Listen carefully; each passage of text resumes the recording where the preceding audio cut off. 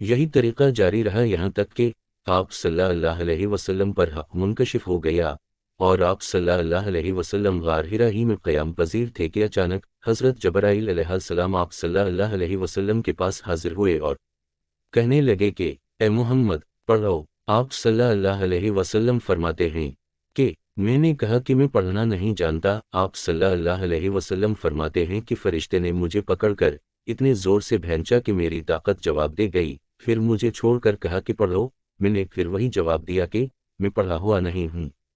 इस फरिश्ते ने मुझको निहायत ही ज़ोर से भैंचा कि मुझको सख्त तकलीफ़ महसूस हुई। फिर इसने कहा कि पढ़। मैंने कहा कि मैं पढ़ा हुआ नहीं हूँ। फरिश्ते ने तीसरी बार मुझको पकड़ा और तीसरी मर्तबा फिर मुझको भैंचा, फिर मुझे छोड़ दिया और कहने लगा कि पढ़ो अपने रब के नाम की मदद से जिसने पैदा किया इंसान को खून की फटकी से, पढ़ो और आपका रब बहुत ही मेहरबानियाँ करने वाला है।